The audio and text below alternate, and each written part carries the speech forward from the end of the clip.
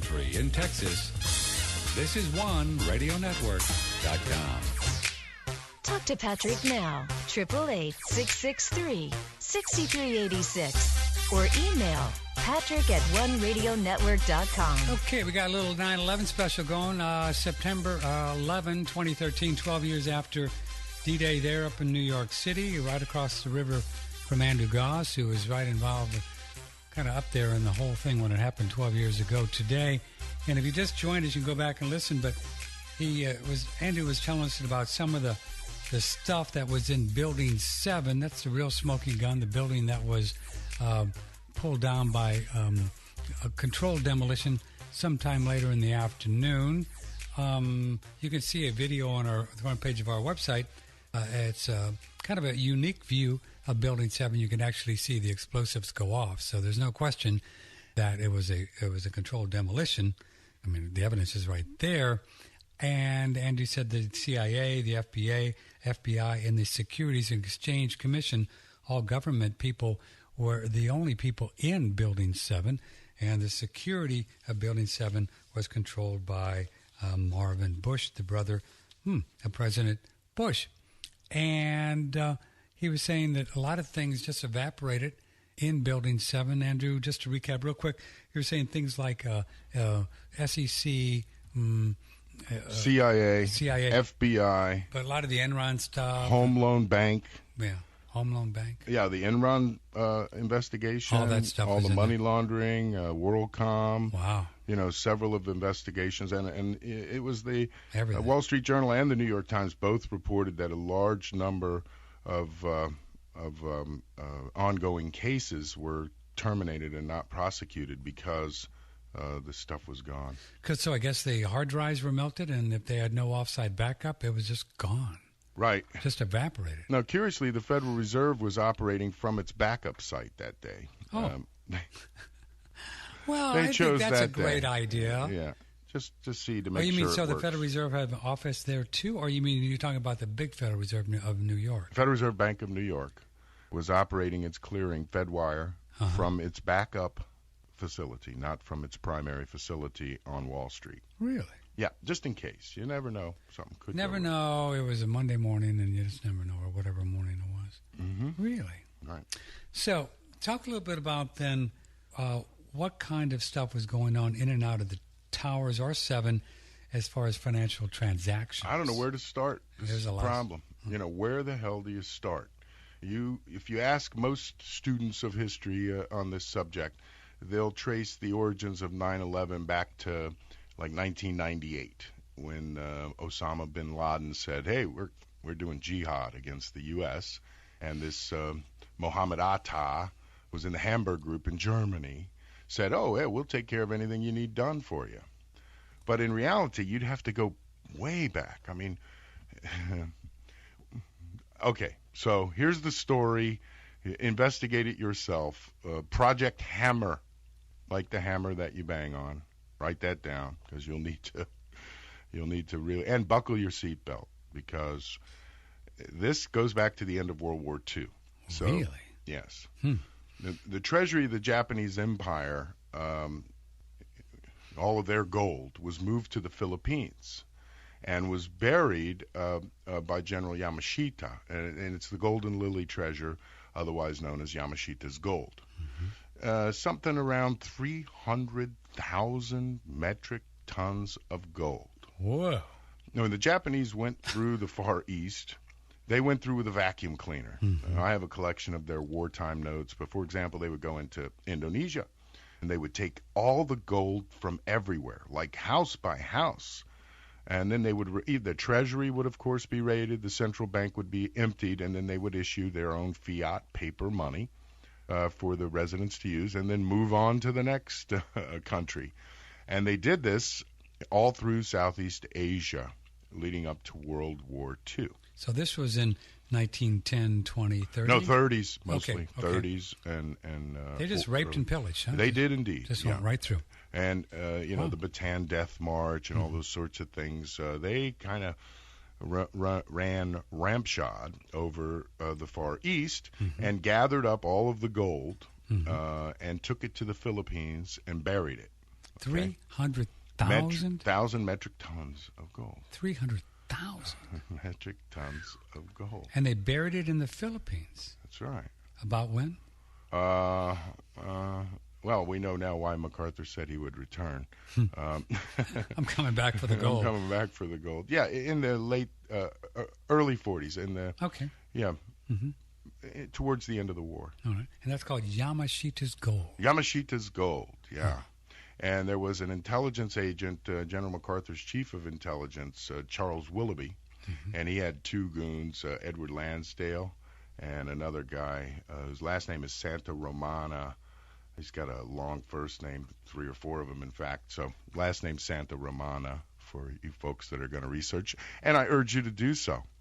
So they captured the driver, Yamashita's driver, and tortured him, waterboarded him, until he told them where the gold was. And so then they went and found all of this gold.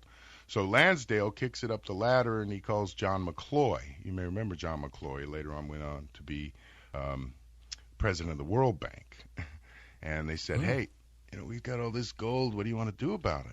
And not only was it visible, but there was a lot that was still buried that they were digging up until like 20 years ago. This according to the story. So they told those guys, look, get down there and recover that treasure. So it was almost like a mining operation.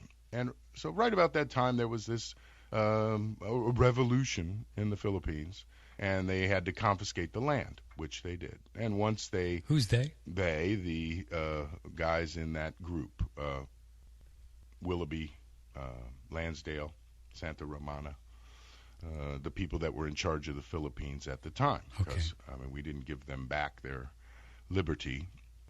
But essentially, they paralleled and removed as much of this gold as they could. Now, the Black Eagle Trust, which was a similar operation involving Nazi gold, and many people understand what happened there. A lot more information about it has come out. In fact, suits were settled in recent years with these Swiss German banks that held all of this illegal gold. So the Black Eagle Trust was well known, but the Golden Lily, they didn't understand as much. And that's the Yamashita's gold. Yamashita's gold, yeah. And I suppose if you wanted to do a general search to learn about this, Yamashita's gold would be a good search term. There have been a couple of books written on the subject. There's great evidence to suggest that this is a real, true story. So essentially, they decided to take this gold and use it to build institutions that would grow to become, the most prominent institutions in the world. Citibank, Chase Manhattan, Hong Kong Shanghai Bank Corp., Union Bank of Switzerland, and Bankers Trust. Whoa. Yeah. So why would these guys who were in charge of this operation out of the Philippines, they were like the genesis of the boys, the bankers? Essentially. And, they had, and so all through the 50s and 60s, they're digging around out there to try to find, whatever they can. But meanwhile, Marcos, you remember Ferdinand? Ferdinand, sure. The lady with the shoes, right? Yeah, with the shoes. He actually found some stashes of it himself.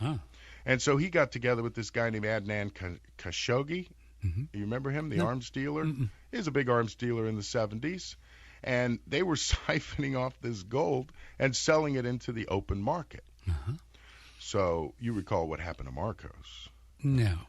Come on. No, I don't remember. Yeah, we liberated the Philippines. yes, Chased we them did. out of there, installed a new... Well, this was 85, 86, and the gold was taken over from Marcos and put into those banks that I mentioned, taken out of the Philippines and put into Citibank, Chase, Hong Kong, Shanghai, and Bankers Trust. And then this entity appeared, on which, of course, George H.W. Bush was on the advisory board of this company called Barrick Gold. Oh, we know those. Yeah, we should. Because Barrick Gold was tied to Adnan Khashoggi, Edgar Bronfman, and Frank Nugan of the Nugan Hand Bank in Australia. Yeah. Curious that Nugent's family ran the shipping operation between the U.S. Navy base in the Philippines and Australia. So he had the means to actually get the stuff onto boats and get it out of there. So Barrick Gold pops up out of nowhere, and the Barrick operation would start cranking out billions and billions of dollars in paper gold. So all through the 90s, people were wondering, where the hell is all this gold coming from? What do you mean paper gold? Well, gold contracts. Okay, contracts. Okay. Yeah. Yeah. And gold derivatives, right? Okay. Options, futures, contracts. But this entire organization sprang up around Barrick for the sole purpose of selling these gold futures. And one of them was named Enron. No. Yes. And so Enron, Barrick, of course, has no mining operations that anyone can point to. It's like, where's this stuff coming from? Where's this gold coming from? Well, one of the things they bought, two of them actually, were refineries, gold refineries. What? In Europe. On the Italian border near Milan, there were these two gigantic refineries that were cranking out bars of gold, and both were owned by Barrick, cranking out bars of gold that were then put into the market. So Barrick's producing this gold that no one knows where it's coming from, and marketing it through an entity whose investigation at the time there was all these allegations of gold price fixing. This is when, again, for those students of history who are just now discovering GATA, the Gold Antitrust Action Committee, GATA, which was at that time saying, wait a minute, something's not right. We know the production of gold. There's more gold on the market than there's being produced. Where is it coming from? No one can figure it out. And Barrick was the subject of an investigation into gold price fixing. Now, I'm going to give you one guess where the records of this investigation were kept. Building 7. Now close. 23rd floor of the North Tower, where the FBI office was kept. So obviously the loaned gold that was flooding the market for that decade, no one knew where it came from. So this investigation of all what you've just said in the last 15 minutes was all at the 23rd floor of the North Tower. That's right. How do you know all this stuff? Well, because there's information out there. There's several FBI agents and public information that is so extensive. Because remember, this goes back to the 1940s. Sure. So, in a lifetime, a lot of people tell their stories. Sure, yeah. They're on their way out and they tell their story. And then that little piece of the story gets added in. So the Golden Lily treasure is the source of the loaned gold that flooded the market. But we have to go further in that in September of 1991, George H.W. Bush, this is Senior. Poppy Bush. Poppy. Right? And Alan Greenspan decided that they were going to use these Brady bonds. I don't know if you remember the Brady bonds. I remember the Brady Boys. Yeah. Or Brady Bunch. Brady Bunch. But not the Brady Bonds. Well, this is another key element that you need to research in order to understand the genesis of this story, is that in September of 1991, George H.W. Senior, right, and Alan Greenspan financed $240 billion worth of bonds, Brady bonds, and put together this Operation Hammer. And the object of Operation Hammer was to use that $240 billion to go into the Soviet Union and buy as much of Soviet industry that they could. And this was the Vulcan Group, which is another search term that you want Spell to that for me. Vulcan, like V-U-L-C-A-N. V-U-L-C-A-N. So let me stop a minute. So Poppy Bush and Greenspan get together in 91, and they sell $240 billion worth of paper, and they raise $240 billion worth of money from their friends. Right. To do what? To go into Russia? Destabilize the ruble. Oh. And put we're it was the end of the Cold War, right? Got to do something here. Yeah, we were going to whack Russia in the head. So we started out by Crazy. This is what these people do when they don't have nothing else to do, right? Yeah. Huh. So in March of 1991, Boris Yeltsin, who, you'd have to study Boris Yeltsin to see where he came from. He was not a he was a construction foreman. Sure. He wasn't a big hot shot. They That just liked his vodka. Yeah, they dragged him up to the front and said, "Here, you do this." They paid for his entire campaign, and what his job was to allow the Russian treasury to be looted, and it was something like 2,000 tons of gold, like $35 billion was looted from the Russian treasury, and this, of course, stopped them from being able to defend the ruble. So Yeltsin, since he was their made man, Right. he sold the gold to who? To the boys. To the boys. Yeah, and the names is a Riggs Bank, the Riggs Valmet operation. They were like a bit player in the Iran-Contra scandal, but Riggs Bank, R-I-G-G-S Bank, became the controlling owner of Valmet. Valmet, I think, is the way. And you'll find Robert Maxwell in this mix. He was the British financial guy that tied the Mossad, which is the Israeli Secret Service, into the operation, and he kind of acted as the front man for the boys. So he was in there selling all of the military weapons to Iran and to the Nicaraguan Contras. That whole Contra affair was all tied to Robert Maxwell and George Soros. Whoa. George Soros. Maxwell and Soros. So Maxwell and Soros created that Durham Trust. Durham Trust was the war chest that had been created with that Marcos gold. Now, curiously, Robert Maxwell drowned on his yacht, and one of the senators,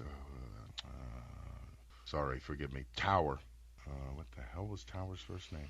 Anyway, if you may, he died in a plane crash, kind of like the guy who died in the car crash. He died in a plane crash in April of 1991.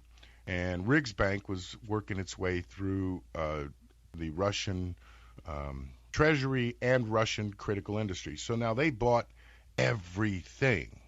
They bought Yukos. They bought all the major oil drillers in Russia. They bought all of Russian industry, anything that was everything. This Brady Trust. Yes. Brady Bonds thing. The guys with the Brady Bonds from the Durham, Durham Trust. So this is how the boys with destabilized Russia. Yeah. In the early 90s. That's right. Wow. Yeah. And we talked about how the Rothschild financial interests were the backers of this whole thing, and that all came to light when the guy from Yukos, the front man that was sent in to Yukos Oil, was arrested by the Russians and put in jail. And they were taking the industrial assets of Yukos, and they were going to auction them off. And the Rothschild family popped up and said, "Well, no, it wasn't really his; it's ours." And so they kept it. And this was the first revelation at the time that Yukos Oil was, in fact, owned by or controlled by the N.M. Rothschild Continuation Trust. And how was Rothschild involved with the whole Golden Lily thing? Oh, they were involved in everything. Oh, because they were was involved with the people that were doing the gold. Correct. All the gold thing. And there's no way that an operation of this size could have been undertaken without the blessing and involvement of the preeminent money power on earth. So make no mistake, that's who that is, the N.M. Rothschild, Five Arrows Group out of Curacao, and various other entities that they own and control by the N.M. Rothschild Continuation Trust. It's not even a corporation, folks. It's a pure trust organization. So they ended up controlling Gazprom and Yukos Oil, which are essentially the entire Russian industry. That was it. They own it all. They own it all. So they control Putin. They control everything. So when it comes to Russia, the stability of Russia was completely decimated in 1991, and it was all funded buy about $250 billion worth of Brady bonds. And guess which day the Brady bonds were coming due? No. Yes. No. Not September 11th, 2012, but September 12th, 2001. Not September 11th, 2001, but September 12th, 2001. The next day. The next day, 240. What do you mean coming due? They were due. The 10-year bonds, September 1991, September 2001. So now all of a sudden, whoever had these bonds, which very likely that the firms handling them would have been Cantor Fitzgerald or Euro Brokers, which were the two largest government bond firms in the country, and you know where they were. One was in Tower 1 on the 23rd floor, and the other was in Tower 2.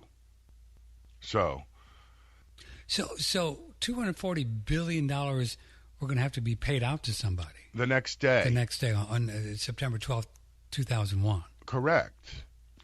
And they didn't have to be after the towers fell because the whole thing was... Well, you know, what's curious... Because and people still had their own paperwork. They did indeed. They did indeed. And a majority of bonds now, and even then, are conducted through a FedWire or through electronic transfer. There's, you know, the paper section of it is rare, but here's what's very important about this is that there are trading rules that the SEC has, and I think it's Rule 15C. And 15C talks about blind brokers. So you can't just sell a treasury bond without identifying who you are. And you certainly couldn't do that before September 11th. You can't sell or buy or both? You can't do either. Okay. Because there are rules that, well, the SEC lifted that day.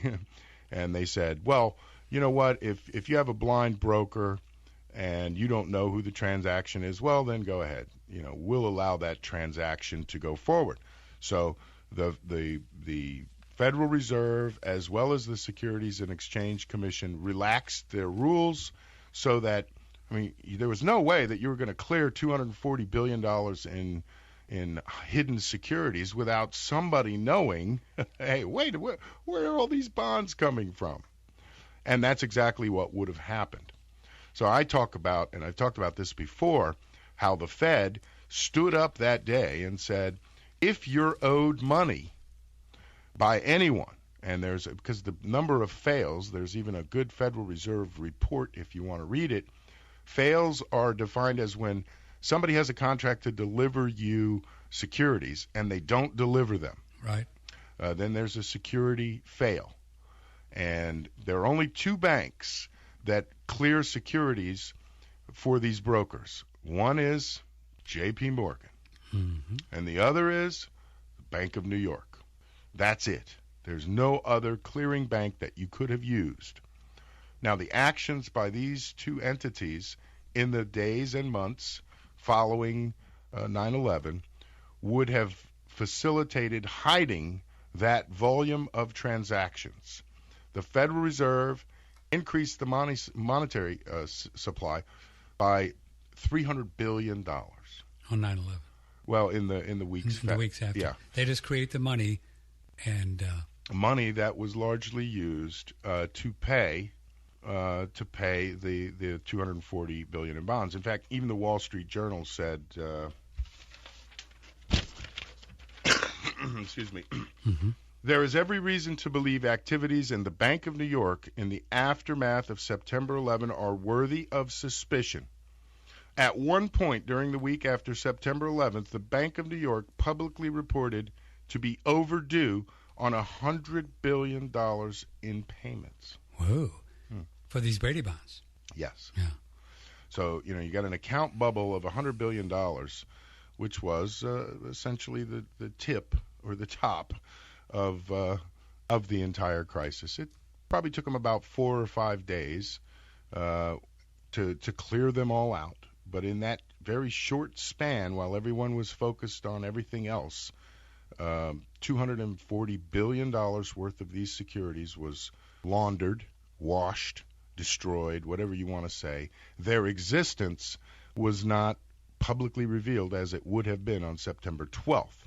So these securities were moved off the balance sheet, from off the balance sheet to the balance sheet, and that is the crux of the crime. Took the stuff from under the table and put it up on the table for everyone to see, so none of the activities that led up to it were ever revealed. In fact, we just had that big of an increase in the money supply, and no one understood why. It's an amazing story, the Brady bond. That Never is. heard about that. Well, now you have. Never heard about that. And so has all of our listeners. And if you want to pull the same strings I pulled, use the search terms, know the source. Know the source, folks. So go to the Federal Reserve website and read about a white paper by the Federal Reserve about bond fails in the aftermath of 9/11, and all of the information that you'll need can be viewed from these types of sources. When you get to the point where you're trusting fuzzy sources, you will have already confirmed the majority of the story through official sources. So then filling in the blanks, that really falls to the imagination, and it's not tough to imagine that for this much money, what would they have done or what wouldn't they have done? This is Patrick Timpone. He's Andrew Gause. You know who you are. And this is OneRadioNetwork.com, September 11, 2013.